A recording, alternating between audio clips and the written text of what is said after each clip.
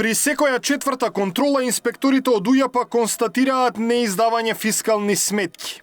До крајот на ноември годинава, Управата за јавни приходи веќе спроведе околу 4000 контроли за регистрирање на готовинскиот промет, што представува зголемување за 2,5 пати во однос на истиот период минатата година. При тоа, изречени се над 2500 глоби, а за 113 даночни обврзници изречени се мерки за забрана за вршење дејност, односно запечатување објект, велат од управата. Во пресрет на новогодишните празници, инспекторите биле на 3500 советодавни посети во продавниците и угостителските објекти, за да ги информираат за најчестите неправилности со цел на времена корекција и нивно усогласување.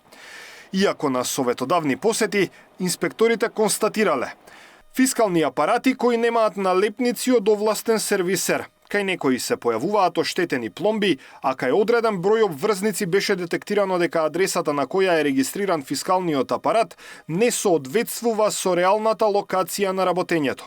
Утврдено беше и неуплаќање на дневниот промет во банка, како и неводење книги на дневни финансиски извештаи, велат од УЈП.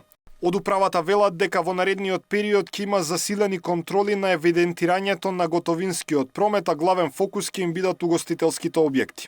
Даниел Василев, Сител телевизија.